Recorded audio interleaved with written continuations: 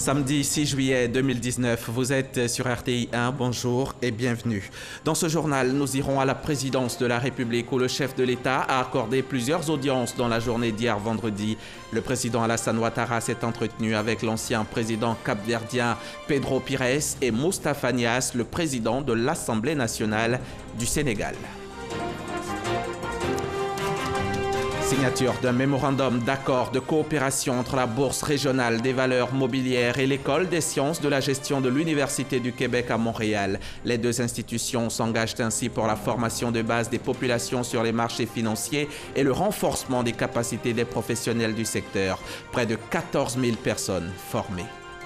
Dans le cadre de la lutte contre le grand banditisme, les éléments du peloton de surveillance et d'intervention de la gendarmerie nationale viennent de mettre hors d'état de nuire 6 présumés coupeurs de route qui opéraient sur la côtière. Ils ont été interpellés dans le village de Moussadougou sur l'axe San Pedro-Sassandra en possession d'armes à feu. À son Excellence, M. Azali Assoumani, président de l'Union des Comores, Moroni.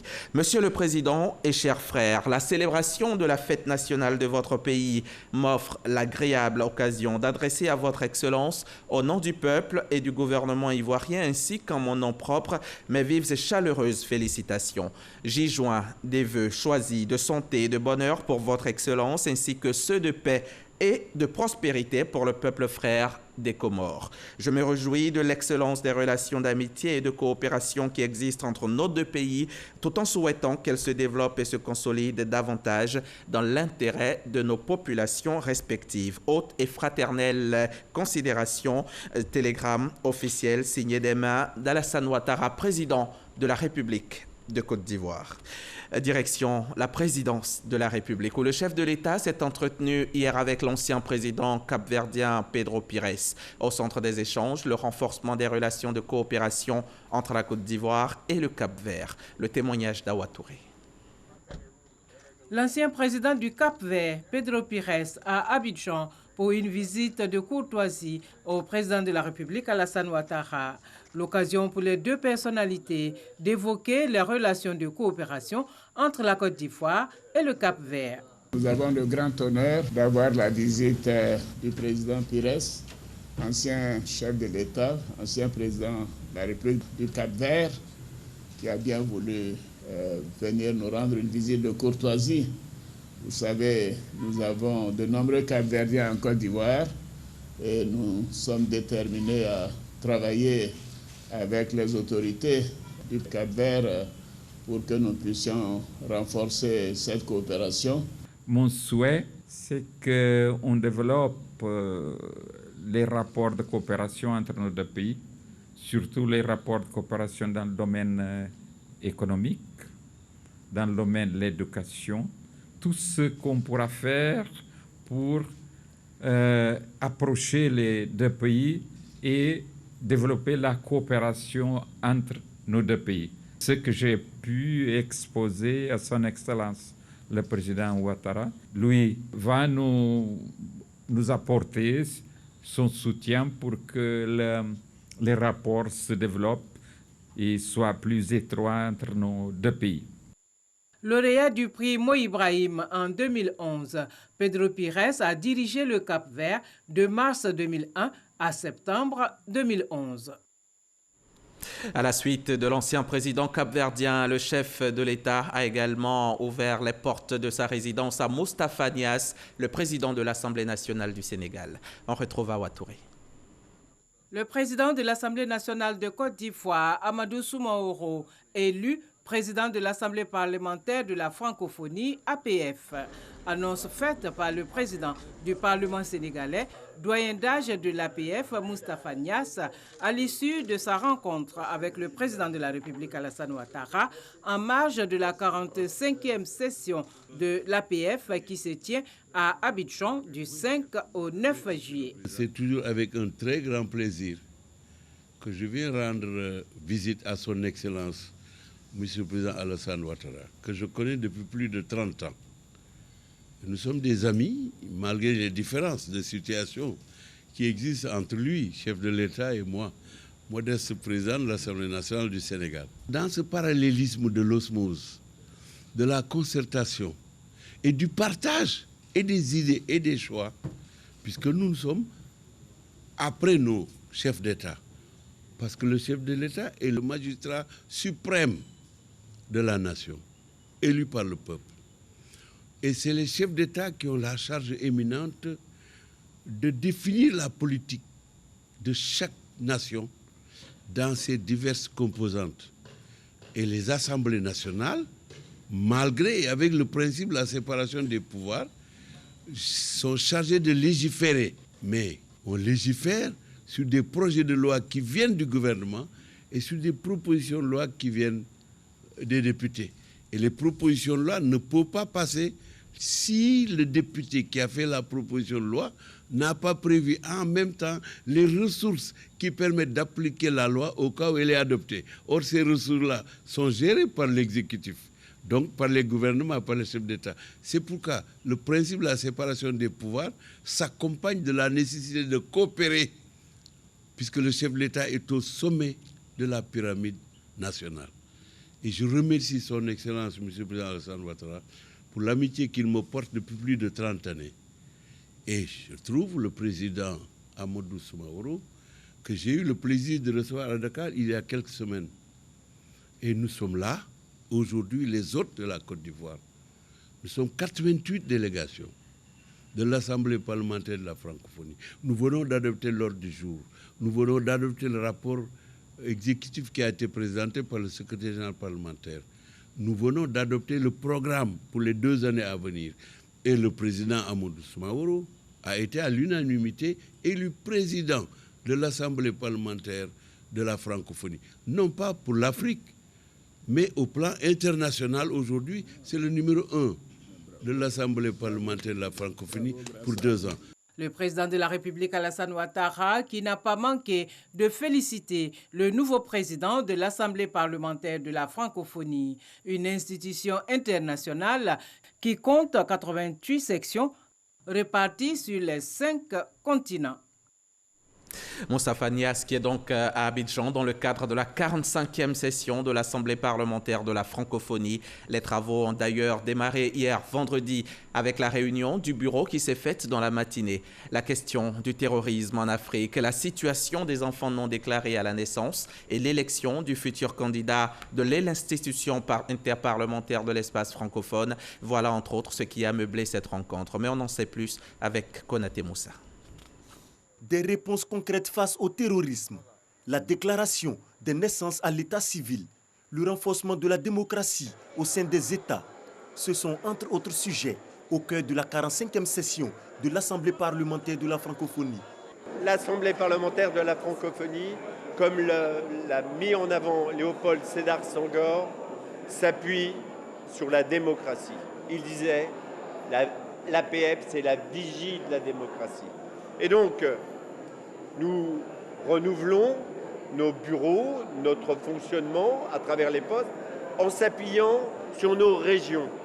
Ce sont les régions, la régionale Afrique, la régionale Europe, qui transmettent par rapport aux postes à pourvoir les noms des personnes qui peuvent. Pour être candidat, il faut être membre d'une section. Et pour être candidat, être membre de la section, mais également être proposé par la section. C'est ce qui est écrit dans les statuts. Le bureau de l'Assemblée parlementaire de la francophonie s'est réuni à huis clos ce vendredi. Les décisions issues de cette rencontre seront présentées à des séances plénières prévues lundi et mardi. On se rend maintenant au palais de la présidence de la République où Daniel Kablan-Duncan a échangé dans la même journée d'hier avec Catherine Samba-Panza, l'ancienne présidente de la transition de la Centrafrique est à Abidjan, dans le cadre d'un forum sur le leadership féminin. L'ex-chef d'État centrafricain est allé présenter au vice-président de la République sa vision et son engagement à promouvoir le leadership féminin en Afrique. Mahama Traoré. Promouvoir le leadership féminin africain, c'est le combat que mène désormais l'ex-présidente de transition de la République centrafricaine, Catherine Samba-Panza. À la tête de l'Observatoire panafricain du leadership féminin, elle est à Abidjan en qualité d'invitée spéciale de la 2e édition du Forum des femmes entreprenantes et dynamiques. J'ai voulu partager avec les Ivoiriennes mes diverses expériences. Expériences d'anciens chefs d'État, mais également expérience de femmes militantes engagés pour la cause des femmes. J'estime que les femmes ont leur place dans nos communautés, dans nos villes, dans nos pays, mais surtout dans l'émergence de l'Afrique. Les femmes sont des citoyennes à part entière qui ont des potentialités énormes, qui constituent plus de la moitié de la population dans presque tous les pays. On ne peut pas mettre de côté toute cette ressource humaine. Ce serait dommage qu'elles ne s'impliquent pas et qu'elles n'apportent pas leur contribution. Créé en août 2016, l'Observatoire panafricain du leadership féminin est un organe de veille et de promotion des droits de la femme sur le continent. Autre lieu, autre audience, direction, la primature Ouamadougou Coulibaly a reçu Coralie Gevers, la nouvelle directrice des opérations de la Banque mondiale pour la Côte d'Ivoire, en remplacement de Pierre Laporte, dont la mission s'est achevée fin juin. Les échanges ont porté sur le renforcement de la coopération entre la Côte d'Ivoire et l'institution financière qui se porte bien. Pour preuve, depuis 2015, le portefeuille projet est passé de 18 opérations en 2015 à 28 en 2019 et les allocations financières sont-elles passées de 657 millions à 2,6 milliards de dollars, soit une hausse de 400%.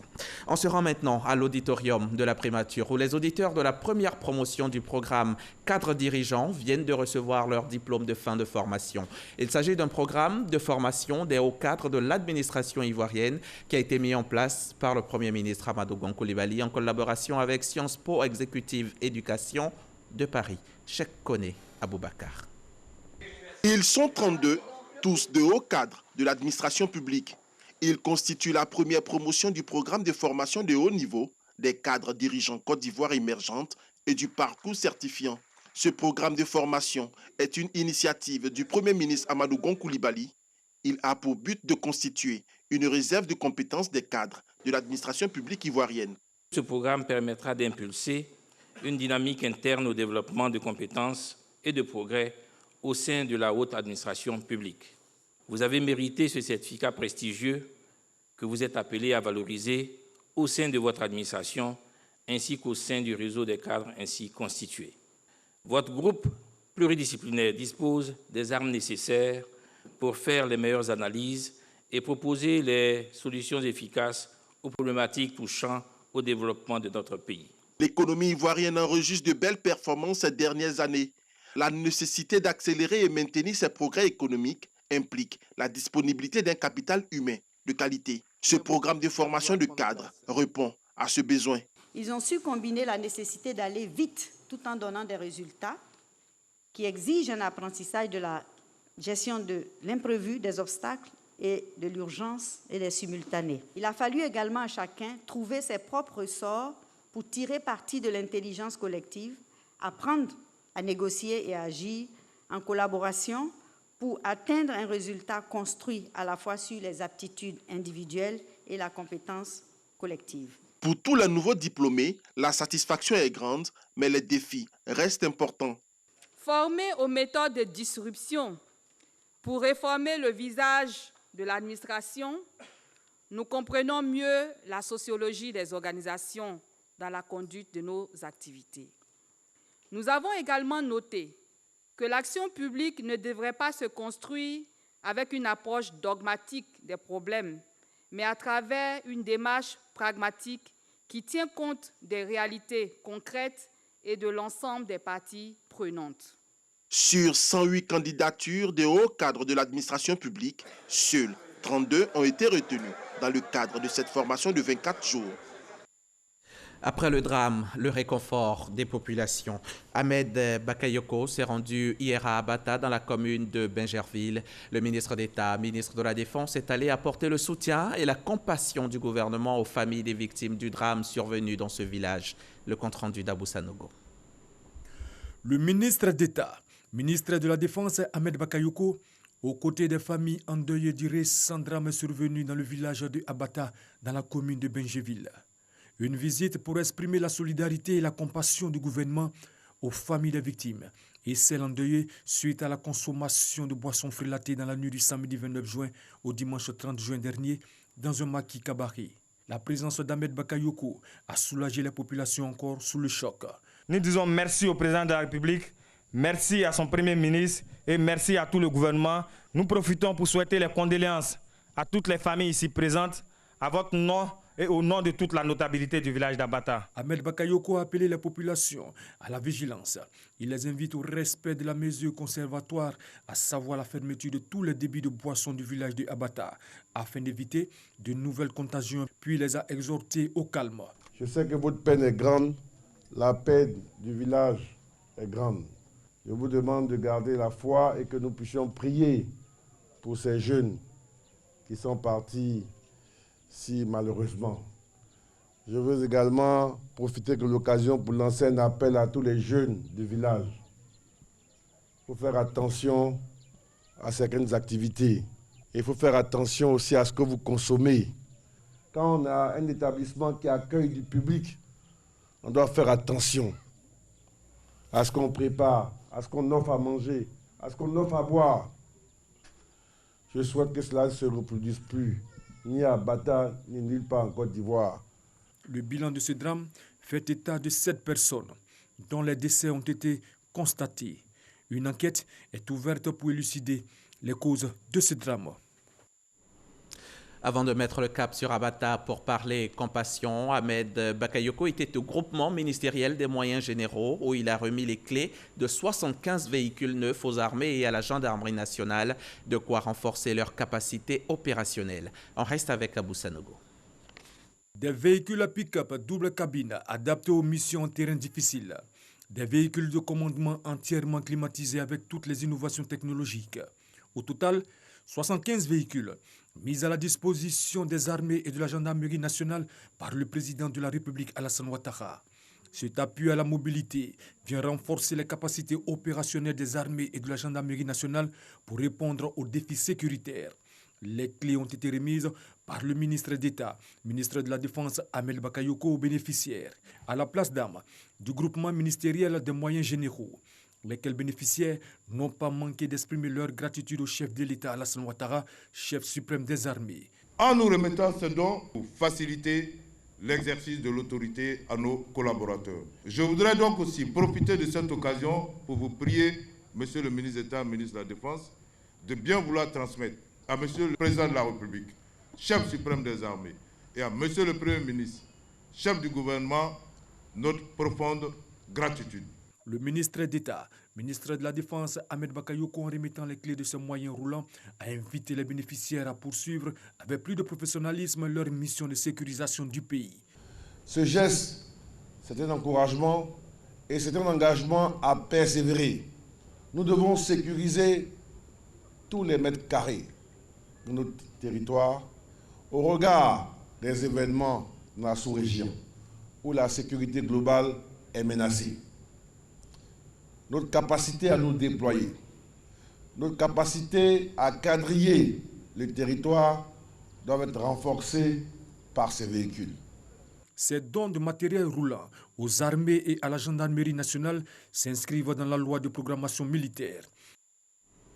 C'est connu, quand elles sont équipées, les forces armées travaillent efficacement et les résultats sont au rendez-vous. Les éléments du peloton de surveillance et d'intervention de la gendarmerie nationale viennent de mettre hors d'état de nuire 6 présumés coupeurs de route qui sévissaient sur la côtière. Ils ont été pris sur l'axe San Pedro-Sassandra en possession d'armes à feu. On suit la correspondance de Sam Conan. Profitant de l'état de dégradation avancé de la côtière, un gang de coupeurs de route s'est installé sur cet axe. Les rares véhicules qui empruntent cette voie, difficilement praticable, surtout les véhicules du transport en commun, appelés Massa, sont la cible de ces coupeurs de route. À l'aide de fusils calibre 12, de lance-pierres, de lacrymogènes, de torches pour les opérations de nuit, ces individus encagoulés et habillés en tenue militaire dépouillent les passagers. Sont des bandits. Quand le voiture arrive, on est sur le bord de la route. Quand le voiture arrive, on sort. Maintenant, on prend le véhicule pour rentrer en brousse. Maintenant, tout le monde se couche à terre pour donner. On a reçu 3 véhicules. Et dans les 3 véhicules, on avait reçu 175 000 francs. Puis téléphone, l'agent, c'est ça seulement. Les éléments du général Apollo Alexandre Touré, exploitant un renseignement, se sont rendus dans le village de Moussa Dougou sur l'axe San Pedro-Sassandra où ils ont mis aux arrêts Ces individus coupeurs de route, au nombre de 6, qui régnaient sur la côtière. En leur possession, plusieurs objets, dont des téléphones portables.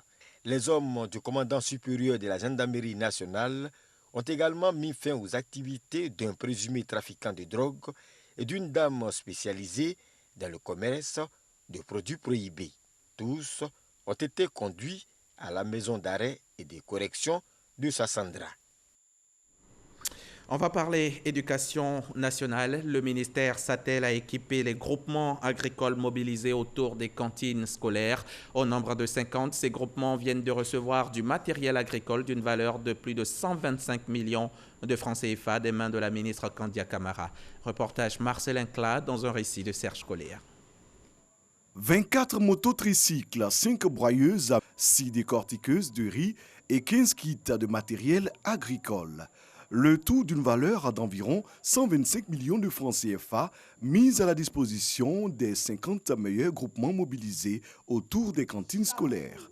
Pour la ministre Kandia Camara, cette action vise à dynamiser la politique d'alimentation scolaire menée par la direction des cantines scolaires. Je souhaite vivement que ce matériel contribue effectivement et efficacement à accroître la performance de vos groupements en vue de permettre la pérennisation des cantines. De cela dépend, vous vous en doutez, l'avenir de nos enfants et de la condition essentielle de l'émergence à laquelle nous aspirons tous. Coopérative dédiée à la cause de l'éducation, ces groupements approvisionnent chaque année les cantines scolaires de Côte d'Ivoire d'une part importante de leur production agricole. Avec ça, nous pourrons aller au champ, avec ça, nous pourrons nous déplacer pour aller voir les autres campements, les autres groupements aussi et les sensibiliser pour continuer à travailler.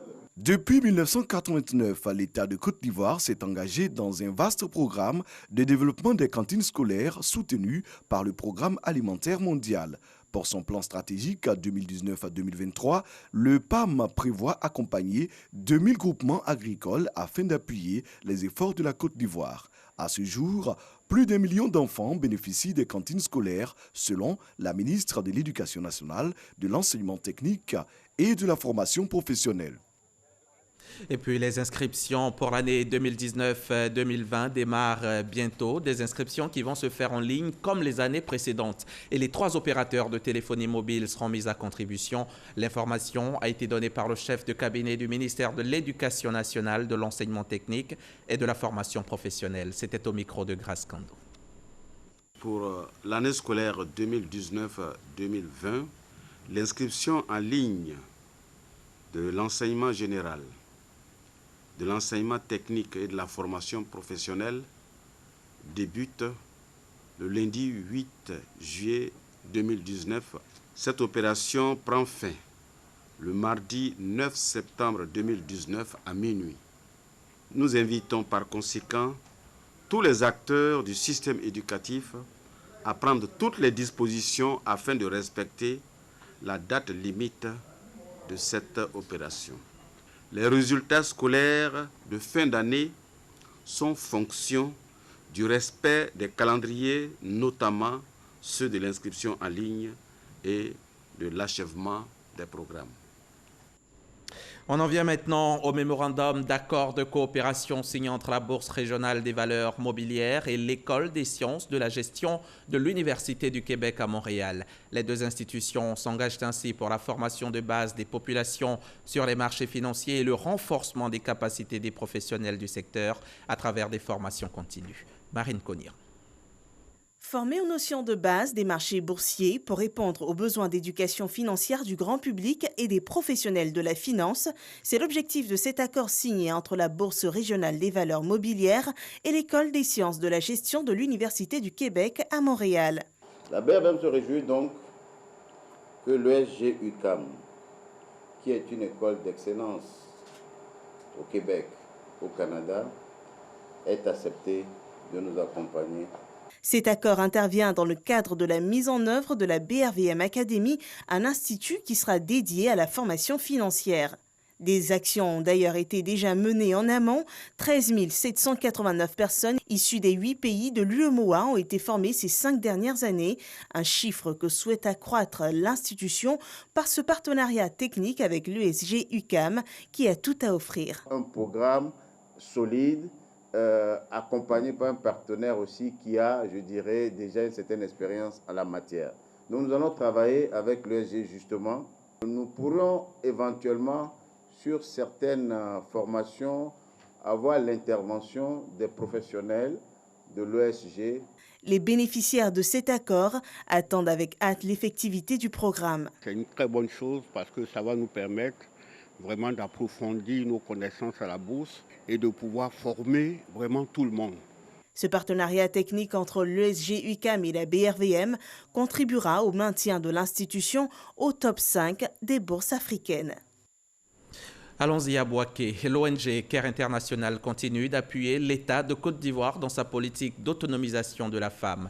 2 études ont été réalisées pour mieux orienter les femmes qui veulent entreprendre. 6 filières et chaînes de valeur prometteuses ont été déterminées et les techniques pour bénéficier des financements répertoriés. Les résultats ont été présentés aux autorités administratives et aux élus locaux en présence de Soro Corona, RTI Bouaké. Le manioc, la tomate, le riz, le commerce, la volaille moderne et la coiffure. 6 filières et chaînes de valeur prometteuses identifiées par une étude réalisée par Care International pour l'autonomisation de la femme et une autre étude sur les politiques de financement de l'entrepreneuriat féminin. Les résultats de ces 2 études ont été rendus publics et présentés aux autorités administratives, politiques et aux leaders des groupements féminins de Bouaké. Ces 2 études ont une importance capitale dans le processus de la promotion de l'entrepreneuriat, en ce sens qu'elles nous orientent et nous guident à mieux choisir les activités économiques qu'on peut proposer aux femmes. On a vu que l'environnement était favorable, mais qu'il y avait des problèmes de manque d'informations sur les guichets qu'on ouvre pour pouvoir être vraiment autonome. Les femmes saluent les efforts de Care International pour faire de l'autonomisation de la femme une réalité en Côte d'Ivoire. On parle aussi des fonds qui sont disposés, mais quelles sont les réalités pour pouvoir avoir ces fonds-là? Les problèmes de papier qui bloquent aujourd'hui, tout cela font des facteurs qui bloquent vraiment l'autonomisation de ces femmes-là. Les autorités administratives et politiques ont décidé de s'approprier les résultats afin d'encourager les initiatives des femmes. Le projet entrepreneuriat féminin de Care International a permis à plus de 14 000 femmes d'avoir une culture entrepreneuriale. Plusieurs bénéficiaires de ce projet sont aujourd'hui installés à leur propre compte.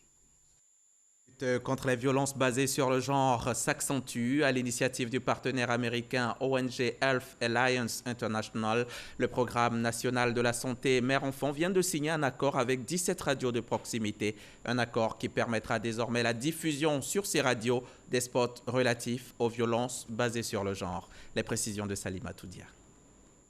Informer, éduquer les populations sur les violences basées sur le genre faites aux enfants et adolescents à travers des spots radio. Voilà ce qui explique cette signature d'accord entre le Programme national de la santé mère-enfant et 17 radios de proximité. Le Programme national santé mère-enfant ne peut atteindre l'objectif final que si et seulement on a des supports, on a des relais. Vous êtes important parce que vous êtes partout en Côte d'Ivoire. Il faut qu'il y ait un maillage national pour qu'enfin la parole arrive là où effectivement nous avons une grande communauté de femmes rurales. C'est donc pour apporter son appui au gouvernement ivoirien que le gouvernement américain, à travers le PEPFAR via le CDC, a octroyé un financement à notre organisation Health Alliance International. Le personnel de la santé ainsi que bien d'autres acteurs ont été formés à la prise en charge des VBG. HAI, donc en accord avec le PNSME, a également décidé de diffuser des messages de sensibilisation à travers des radios de proximité. Durant 10 mois, les 17 radios sélectionnées dans les districts sanitaires devront assurer la diffusion de 1200 spots. Toutes les radios de proximité et toutes les radios confessionnelles retenues pour cette campagne vous disent merci et vous rassurent du fait que le travail à elles confié sera fait de sorte que les différentes populations qui entendront ce message puissent avoir désormais un bon comportement en faveur des enfants. En plus du français, les langues Bété, Malinké, Guéré et Yakuba seront utilisées pour la sensibilisation des populations sur les VBG.